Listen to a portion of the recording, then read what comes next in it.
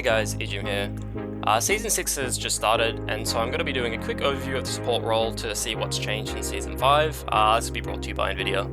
I'm going to be going through what champions are currently best in the meta, how you should do your runes and masteries for those different champions, and a sort of general overview build guide from game to game. So to begin with, I'm going to just start with sort of like an overview of the support role and just some of the major changes that happened in Season 6. So I think the biggest change obviously will be the removal of green wards. So now supports only really have access to vision through pink wards and their Sightstone. Towards the end of Season 5, most supports were building mobility boots on their first back and buying a couple of green wards so that they could have some mobility to roam around the map and still get vision with green wards. But obviously you can't do this anymore. So this changes the kind of build priority for a support, and you should be thinking about getting your Sightstone first now, just because you need that vision early. Also, Sightstone has been nerfed to 3 wards instead of 4. This is kind of a big deal because it means obviously you can only have 3 wards in the map at any time. So this essentially means that once you set up vision on one particular side of the map, so let's say your team is going for a dragon and you get some vision in their bot tri-bush at their just above their red buff, and then a ward on the dragon, and then the focus, like maybe a team fighter ups on the top side of the map. You have absolutely no vision, like you have no adaptability, you have no sort of buffer in your Sightstone anymore, you have literally no wards to place. This is kind of a big deal because it limits our adaptability, so you really need to plan ahead in terms of your vision and where you're going to place it. Also, just in terms of the metagame, AD carry junglers are becoming more common. You're seeing a lot of Graves and Kindred becoming picked in like LCK or GN, and so tank supports are becoming heavily favoured in the meta just because you're not getting these tanky, like engaged champions out of the jungle so much. So teams are relying on supports to provide that sort of initiation and tankiness for the team. So overall, supports kind of got a kick in the face in Season 6 because we lost a lot of our vision control. We lost a ward on our Sightstone, and I think Riot tried to sort of buffer this with the new Sightstone upgrades. However, I personally, and I think the metagame shows that like the Sightstone upgrades just aren't very good. They don't really give you the stats you need. I guess like in the most recent patch, Riot has added 10% CDR to both Eye of the Watcher and Eye of the Oasis, which are the Spell Thief and the Coin upgrades. Neither of these items are seeing any sort of play. The Sightstone upgrades, their best quality is that they're very slot efficient, but buying them as a first item is just not very good, and you really want the actives from both the coin upgrade. You want the Shirelia's active and you want the Spell Thief active, the Spooky Ghost, which you deny yourself by going these upgrades. So they're really just not great items, I guess. Eye of the Equinox, which is the Relic Shield upgrade, is the only item that is seeing some play. I personally don't like it. However, Gorilla is building it in LCK, so there's obviously some potential there. Gives you kind of like an early power spike, gives you some tank stats, doesn't give you CDR unfortunately, otherwise I think Eye of the Equinox would actually be a decent item, and it just allows you to get to your next tier of, I guess, quote-unquote real items earlier in the game. So on to champions. I've tiered these into sort of, I guess, 4 different tiers. Firstly, we've got the OP tier, and I'll start with Poppy. Poppy obviously isn't traditionally a support champion, and as a general rule, champions that aren't supports that get played in the support role just sort of have like an overloaded kit. Poppy is currently flexed top, jungle, and support, so if you see it on the enemy team, it's not necessarily going in the support role, but she just has too much right now.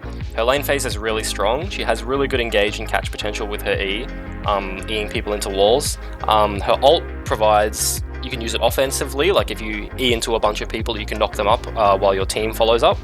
You can also use it defensively to knock people away. Poppy also can deny a lot of dashes, like you can actually deny Alistar Headbutt Polv combo, you can deny like Corki Valkyrie, Callista auto attack hops, any sort of dash, so she just has a really strong lane phase. In the mid game, she has a lot of pick potential, and in team fights, she has a lot of lockdown for your team to be able to come out on top. So she's probably the best support right now, in my personal opinion. Next, I would say Trundle. Trundle has a lot of catch potential with his pillar. His lane phase is relatively passive, like it's not weak, but he sort of just like denies a lot of champions because unless they can actually completely all in. They take a lot of return damage. If the enemy engages on you and they can't actually kill your AD carry, you just pillar behind them and they take a lot of damage trying to back out from the trade. He has a lot of sustain, just based on his passive, and you get a lot of extra health regen from masteries nowadays, and so he's just relatively strong, especially because there's a lot of tanks in the meta in the support role. His ult also denies a lot of resists, like Ali goes into your team and ults, and then you just ult him and take a lot of resists away. Mundo, same sort of deal, you take away his resists and then your team can burst him through his ultimate, that sort of stuff. And then the third best champion I would say is Alistar. Obviously he's been around for a long time, he's just incredibly reliable, has a heal for lane phase, has really good engage potential obviously. He doesn't require any gold to actually be tanky because of his ultimate, he gets damage reduction, so he's just almost everything you could ever want. He has pick potential with his combo, engage, you can even use headbutt pole as like disengage to keep your AD carry safe, so Poppy, Trundle and Alistar would definitely be my best 3 picks right now. Next up we have the tier 1 supports. Firstly I'll talk about Braum. Braum is incredibly strong right now. I debated for a while whether I wanted to put him in the OP tier, but I decided not to, because he's just not at the same level as Poppy, Trundle and Alistar. But Braum obviously has it's been around for a while, has quite a good lane phase at the moment against the current tanks. Like if you get all in, your passive provides a lot of resistance against that obviously. Like Poppy walks into your AD carry, gets Braum passive, stunned up, takes a lot of damage. You have a lot of peel, you can obviously block a lot of damage with your shield right now. And he's just a tank support in a tank support meta, so he's doing very well right now. A lot of people have the misconception that Braum is sort of like an engaged champion, but he just really doesn't compete with the likes of Alistar, Thresh, Poppy. He has a lot of disengage. You want to peel back on your AD carry. You want to jump to people to give them your resist with your W, and then block a lot of damage with your shield. So he's kind of like a tanky Janna in a sense that he's actually like a tanky disengage support. But he has a little bit of pick potential with his passive and his Q. Next up is Shen. A lot of people don't play Shen, but I feel like he's actually really strong in the current meta. You can pick him into the likes of Trundle and Alistar, who are generally pretty passive laners, because Shen doesn't have a very strong lane phase as a support, so you need to be wary of that. Picking him into like a Thresh or a Morgana, you might just get out pressured. But he has really good catch potential with his taunt, and he's very unique in that he can ult around the map obviously. And so if your team has like a split pusher, maybe an Aurelia match up top that Aurelia into some other sort of bruiser that's going to be very volatile, if you pick Shen, then your team has a distinct advantage in that you can just ult your way up there, like you net your team a few kills, maybe your jungler walks up there and you turn a 2v2 skirmish into a 3v2, get a double kill and take a turret and snowball the game that way. Shen, also when you pick him, you need to be very careful though. Picking him with a mobile carry such as Jinx is very risky, because if you just ult your way to the other side of the map and your Jinx just gets dove by the enemy team, then it's not very good and your lane phase will go very poorly. So you just need to be very aware of the map with Shen and work on your map awareness, and make sure your AD carry is safe before you leave them. Next up is Thresh, a personal favorite of mine, I guess. He's very strong at the moment. He has catch potential. Obviously, he always had with his hook and his flay. Like you can force a lot of fights. He's very good at skirmishing. His lane phase is very strong. He's kind of like in the middle of an engage and a disengage support. Like he kind of has everything in one. So he's kind of like a jack of all trades, master of none. He's got peel with his lantern and his flay. You can engage with hook, but he's not very tanky in comparison to the likes of Alistar, Poppy, Trundle, Braum. So he's not OP at the moment. He's just quite strong. Next up would be Bard. I'd liken him to like a very squishy Thresh. He has a lot of catch potential with his ultimate and his Q. You can just like, if you ult a backline in a team fight, you just swing a team fight like heavily in your favor. He has a very long, strong lane phase as long as you can be aggressive. Bard isn't very good when behind in lane phase. If you're just being shoved under turret, you're not going to be very useful. You're just basically going to be a heal bot as you put your little W's down on the ground and wait for them to grow so your AD carry can heal back up after getting poked. He has obviously a lot of mobility, a lot of catch potential because you can magical journey through walls, set up picks that way.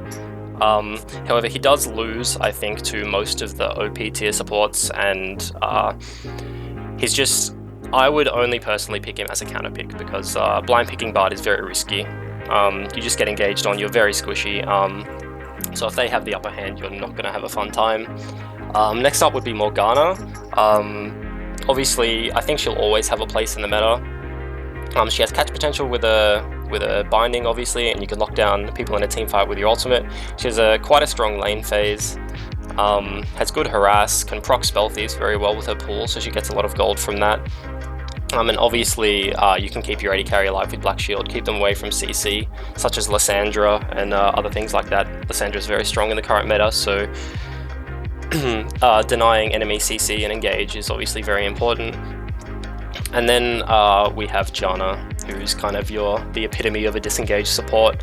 Not very aggressive, has a decent lane phase with the current top tier AD carries. She synergizes very well with a lot of them. Obviously your shield is very strong for lane. You can force trades when your shield is up, so she's very window based. When your shield is down, you're very weak. You don't want to trade. When your shield is up, you should win basically every trade, because they have to deal another 200 damage to come out on top. Obviously you want to be looking to disengage with Janna when they engage, kind of reset a team fight with your ultimate, keep your team alive. And I guess that would probably sum up the tier 1 supports. So overall, the OP and the tier 1 supports are basically everything that's getting played in the meta. Following on from this, we have tier 2, and I would call these sort of like niche picks, so that you might see them here and there, but they're not incredibly strong in the current metagame. They have their place, but only in very specific scenarios. So I'll start off with Leona.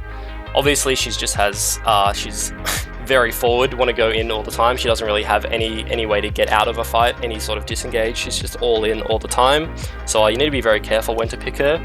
However, if you do pick her into like the right circumstances, if the enemy team picks a squishy support, you can snowball lane phase very, very hard. If you pick Leona in, because you do a lot of damage. As I said, very engage heavy, and basically just a weaker Alistar, I guess, in this point, because Alistar can do the engage and also disengage as well, and he stays alive longer because he has more damage reduction for his ultimate, but he's banned a lot of the time, so Leona is a good substitute. Nautilus, very tanky, a lot of CC, not very strong at the moment, but obviously there's a lot of Naut players out there, so he does have his place. An okay laning phase, sort of like mid-tier. He has the engage. If you get engaged on, you can hook to a wall away, so you can semi get out of fights. Does a bit of damage, but just overall not very strong right now. Gragas is a niche pick of mine that I like a lot, actually.